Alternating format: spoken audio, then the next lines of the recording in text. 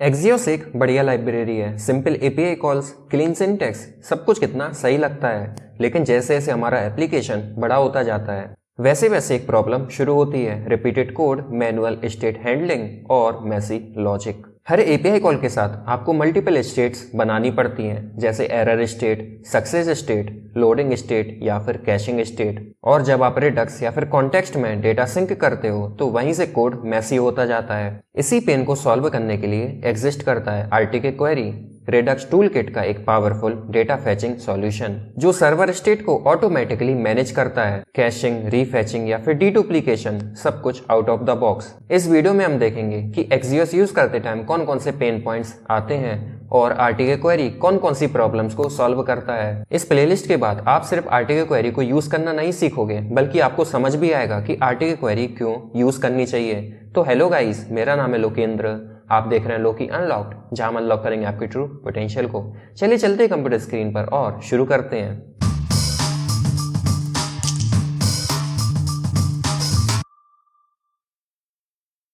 तो चलिए समझते हैं कि एक्सियोस और आरटीके क्वेरी में क्या डिफरेंस है और आरटीके क्वेरी हमारी कौन कौन सी प्रॉब्लम्स को सॉल्व करता है जो हमें एक्सियोस में मैनुअली करना पड़ती है। सबसे पहले तो जो इस वीडियो का पर्पस है वो एक्सियोस को पढ़ाना नहीं है। इस वीडियो का ही नहीं बल्कि इस पूरी प्लेलिस्ट का हम इसमें एक्सियोस के बारे में नहीं देखेंगे, बल्कि हम इसमें रेडक्स टूलकिट के बारे में देखेंगे। हम इसमें कंपैरिजन नहीं कर रहे हैं सिंटैक्स के बीच कि हम एक्सियोस या फिर आरटीके क्वेरी के जो सिंटैक्स है उनके बीच कंपैरिजन नहीं देखेंगे। हम सिंपली सिर्फ देखेंगे कि आरटीके क्वेरी क्या होती है और रेडक्स टूलकिट क्या होता है। हम समझेंगे वो पॉइंट्स जो हमें एक्सियोस में प्रॉब्लम्स देते हैं और हमें उन्हें एक्सियोस का यूज़ करते हुए मैनुअली सॉल्व करना पड़ता है, लेकिन RTK query automatically under the hood हमारे लिए वो प्रॉब्लम्स सॉल्व करके देता है। और आरटीके क्वेरी क्यों क्रिएट की गई। अगर हम एक्सियोस को बताएं कि एक्सियोस क्या होता है, तो एक्सियोस एक एचटीटीपी क्लाइंट है जो कि एपीआई रिक्वेस्ट करने के लिए यूज़ होता है और एक प्रॉमिस बेस्ड है। मीन जब भी हम एपीआई कॉल करते हैं तो हमें एक प्रॉमिस रिटर्न करता है। अगर आप फ्रंट एंड डेवलपर होंगे तो आपने एक्सियोस कभी ना कभी तो यूज़ किया ही होगा और आपको पता होगा कि एक्सियोस हम जनरली एपीआई कॉल करने के लिए यूज़ करते हैं। एक्सियोस जो है वो सिर्फ रिक्वेस्ट को हैंडल करता है और स्टेट को ये हैंडल बिल्कुल भी नहीं करता।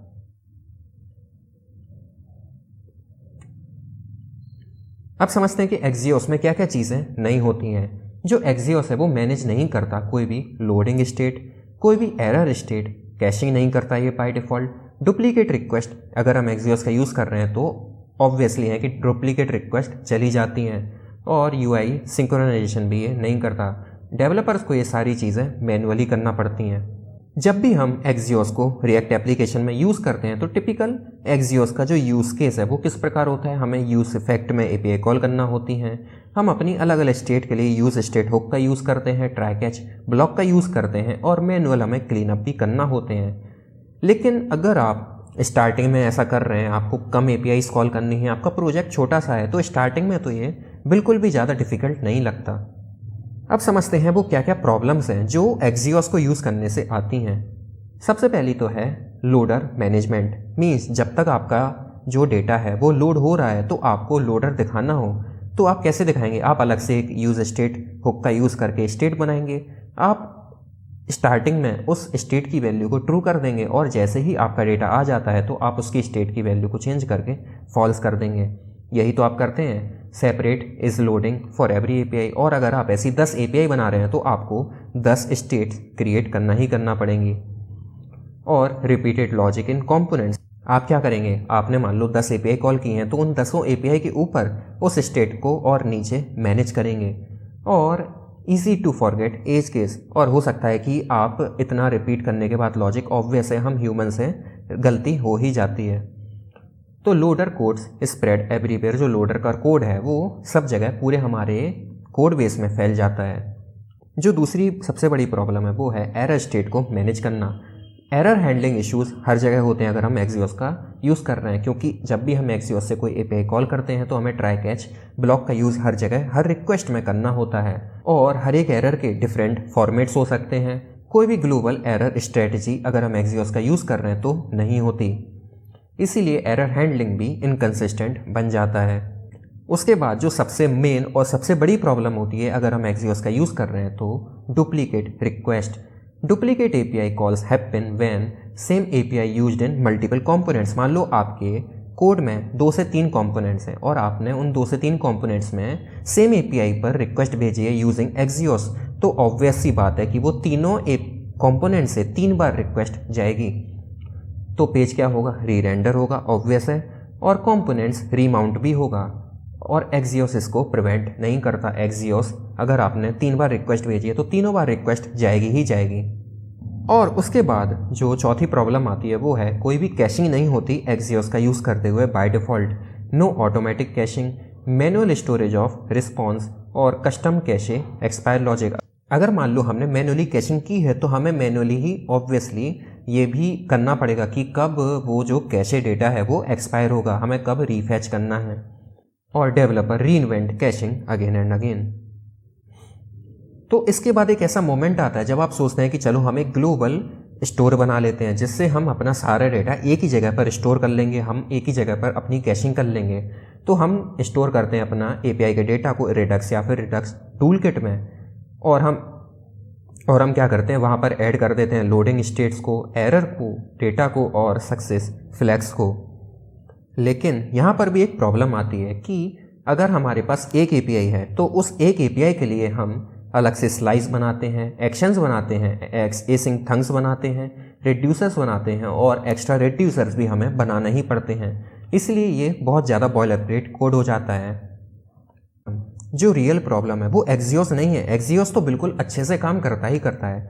जो सबसे बड़ी प्रॉब्लम है वो है स्टेट्स को मैनेज करना। मीन्स अगर आपने 10 एपीआई कॉल की तो आपको 10 स्टेट्स तो कम से कम मैनेज करना ही करना पड़ेंगी, और हो सकता है कि आपको 10 नहीं बल्कि 20 स्टेट भी मैनेज करनी पड़ जाए। तो इसीलिए जो एक्सियोस है वो कभी कभी तो सिरदर्द भी बन जाता है। तो इसीलिए इन्वेंट की गई आरटीए क्वेरी। जो आरटीए क्वेरी है वो क्रिएट की गई सर्वर स्टेट को प्रॉपरली हैंडल करने के लिए, रिडक्स के बॉयलर प्लेट कोड को रिमूव करने के लिए, प्रोवाइड करने के लिए कैशिंग बाय डिफ़ॉल्ट और प्रिवेंट डुप्लीकेट रिक्वेस्ट। जी हाँ, अगर आप आरटीए क्वेरी की हेल्प से एपीआई रिक्वेस्ट भेजते हैं और मल्टीपल कंपोनेंट्स में भी अगर आपने रिक्वेस्ट सेंड की है तो वो जो रिक्वेस्ट है वो सिर्फ एक ही बार जाती है, और ये बिल्ट है टॉप ऑफ रिडक्स टूलकिट। अभी मैंने थोड़ी देर पहले एक टर्म का यूज़ किया सर्वर स्टेट। तो सर्वर स्टेट होती क्या है? जो सर्वर स्टेट है वो डेटा कमिंग फ्रॉम बैकएंड। जब भी आप एपीआई कॉल करते हैं तो जो भी डेटा बैकएंड से आता है वो सर्वर स्टेट होती है, और वो चेंज हो सकती है कभी भी। उसको कैशिंग की ज़रूरत होती है, क्योंकि अगर आपको दोबारा डेटा चाहिए तो आप क्या दोबारा से एपीआई फैच करेंगे? बिल्कुल नहीं।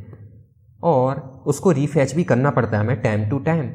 इसी और यूआई सिंक भी हमें होना चाहिए। मीन्स ऐसा नहीं कि अगर यूआई पे डेटा दिख रहा है और आपने उसे रीफैच किया तो आपने लोडर दिखा दिया, ये बिल्कुल भी अच्छा यूज़र एक्सपीरियंस नहीं होता है। जो आरटीए क्वेरी है वो एक रिप्लेसमेंट बिल्कुल भी नहीं है, ये सिर्फ स्टेट प्रॉब्लम को सॉल्व करता है। जो एक्सियोस का माइंडसेट होता है वो होता है कि एपीआई रिक्वेस्ट भेजो, लेकिन जो आरटीए क्वेरी का माइंडसेट होता है वो होता है कि मैनेज सर्वर स्टेट की जो हमने रिक्वेस्ट भेजी है उससे जो हमें डेटा मिला है उस डेटा को भी मैनेज करो। अब आरटीए क्वेरी हमें बाय डिफ़ॉल्ट क्या क्या देता है? जो आरटीए क्वेरी है वो हमें लोडिंग और एरर स्टेट देती हैं, ऑटोमेटिक कैशिंग देती हैं, रिक्वेस्ट डीडुप्लीकेशन देती हैं। मीन्स अगर मैंने 2-3 बार रिक्वेस्ट कर दी एक ही सेम एपीआई पर तो हमारी जो रिक्वेस्ट है वो सिर्फ एक ही बार जाएगी। ऑटो रीफैचिंग भी इससे पॉसिबल है, और क्लीन रिएक्ट हुक्स। अब तक तो वैसे आप समझ ही गए होंगे कि आरटीए क्वेरी एग्जिस्ट क्यों करती है, लेकिन आरटीए क्वेरी अगर मैं और भी डिटेल में बताऊं तो एग्जिस्ट करती है क्योंकि जो एक्सियोस है वो लो लेवल है और रिडक्स स्लाइसेस भी मैसी बन जाती हैं। जो सर्वर स्टेट है उन्हें स्पेशल हैंडलिंग की ज़रूरत होती है, और डेवलपर्स रिपीट करते हैं सेम लॉजिक को एवरीवेयर। चलिए हम डायरेक्ट कोड में जंप करते हैं और समझते हैं। तो मैंने यहाँ पर ऑलरेडी कोड लिख रखा है एक्सियोस और आरटीए क्वेरी में डिफरेंस को समझाने के लिए। ऑब्वियसली हम इस वीडियो में आरटीए क्वेरी को स्क्रैच से क्रिएट नहीं करेंगे, हम आगे आने वाली वीडियोस में step by step RTA query को कैसे यूज़ करना है, कैसे क्रिएट करना है, उसका कोड कैसे लिखना है, वो सब हम स्टेप बाय स्टेप आगे आने वाली वीडियोस में देखेंगे। इस वीडियो में हम सिर्फ देखेंगे कि एक्सियोस और आरटीए क्वेरी में क्या डिफरेंस है, क्यों आरटीए क्वेरी की हमें ज़रूरत पड़ी एक्सियोस के होते हुए भी। तो अगर मैं आपको बैकएंड दिखाऊं तो बैकएंड में हमारे पास सिर्फ एक सिंपल एक एपीआई है, और इस एपीआई में हमने एक 3 सेकंड का डिले लगा रखा है, और 3 सेकंड बाद हम एक यूज़र्स का एरे यहाँ से रिस्पॉन्स में दे रहे हैं। तो मीन्स कम से कम हमें 3 सेकेंड तो लगेंगे ही इस API से रिस्पॉन्स आने में। और यहाँ पर मैंने 4 कंपोनेंट्स बनाए हुए हैं। 2 बनाए हैं मैंने Axios के components, user Axios A, user Axios B, और 2 बनाए हुए हैं RT के क्वेरी के कंपोनेंट्स, यूज़र RT के A एंड यूज़र RT के B। अगर मैं आपको इन दोनों कंपोनेंट्स को दिखाऊं तो दोनों ही सेम कंपोनेंट हैं। अगर हमारी जो स्टेट है वो लोडिंग है तो हम Axios से लोडिंग हमने वहाँ पर शो किया हुआ है। अदरवाइज़ हमारे पास जो यूज़र्स का डेटा आ रहा है उन डेटा को हम मैप कर रहे हैं। और सिमिलरली अगर हम RTK में जाएँ तो RTK में भी हम सेम काम कर रहे हैं। अगर हमारा जो API है वो लोड हो रही है तो हम यहाँ पर लोडिंग शो कर रहे हैं, अदरवाइज़ हम यहाँ पर हमारा जो यूज़र्स का डेटा है वो मैप कर रहे हैं। और ऑब्वियसली हमने इन चारों कंपोनेंट्स में API को कॉल किया हुआ है। अगर मैं आपको शो करूँ तो यहाँ पर हमने यूज़ इफेक्ट में Axios की हेल्प से API को कॉल किया है। यूज़र Axios B कंपोनेंट में, similarly users Axios A component में भी हमने Axios की हेल्प से API को कॉल किया है। और हमने RTK B में भी जो है इस API कॉल को यूज़ किया है, जो कि हम RTK क्वेरी की हेल्प से कॉल कर रहे हैं। और सिमिलरली हमने यहाँ पर भी RTK क्वेरी की हेल्प से जो API कॉल है उसको यहाँ पर यूज़ किया है। तो सबसे पहले तो मैं यहाँ app.jsx में जाऊँगा और इन दोनों को जो हमारे RTK क्वेरी के कंपोनेंट्स हैं उनको मैं कमेंट आउट कर दूँगा। जो सर्वर है वो हमारा ऑलरेडी चल रहा है। और अगर मैं ब्राउज़र में जाऊँ और लिखूँ यहाँ पर लोकल होस्ट 3000 नहीं है, ये 5173, तो आप देखेंगे कि हमारी जो API है उनमें से डेटा लोड हो रहा है। सबसे पहले हमारा जो Axios A में डेटा था, जो API कॉल हुई थी Axios A कंपोनेंट से, उसका डेटा है। उसके बाद हमारा Axios B का डेटा है। अगर मैं इस पेज को रिफ्रेश करूं तो आप देखेंगे कि सबसे पहले Axios A लोडिंग बंद होगी, उसके बाद Axios B में डेटा आएगा और उसकी लोडिंग बंद होगी। अगर मैं आपको इंस्पेक्ट एलिमेंट में दिखाऊं, पेज को रिफ्रेश करूं, तो ऑब्वियसली आप समझ गए होंगे कि तो यहाँ पर ऑब्वियसली हमें 2 API कॉल्स देखने को मिलेंगी और जो कि 3 और 6 सेकंड में रिस्पॉन्स होने मिल गया। इसके बाद मैं कोड में जाऊँगा और हमारे जो ये Axios वाले कंपोनेंट्स हैं इनको मैं करूँगा कमेंट आउट, और हमारे जो RTK वाले कंपोनेंट्स थे इनको मैं अनकमेंट करूँगा। और अब अगर मैं पेज को रिफ्रेश करूँगा तो आप देखेंगे कि हमें सिर्फ एक ही API कॉल देखने को मिली और हमारा जो डेटा है वो सेम टाइम पर ही देखने को मिला। मीन्स जो दोनों RTK A लोडिंग और RTK B लोडिंग आप देखेंगे तो सेम टाइम पर ही दोनों लोडिंग होना बंद हुई हैं। Axios के केस में ऐसा नहीं हो रहा था। Axios के केस में सबसे पहले A लोडिंग बंद हो रही थी, उसके बाद B। अगर मैं आपको दोबारा दिखाऊं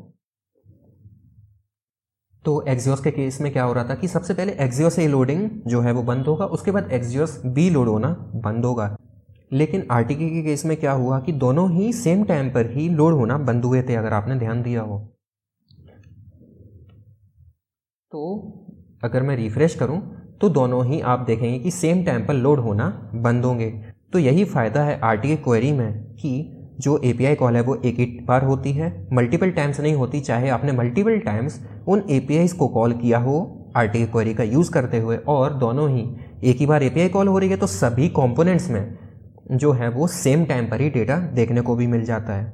मीन्स अगर मैं यहाँ पर क्या करूँ कि 2 कंपोनेंट्स में और बार भी इनको यूज़ करूँ, तब भी जो आप देखेंगे कि जो API कॉल है वो एक ही बार होगी और डेटा भी हमें सब में सेम टाइम पर देखने को मिल जाएगा।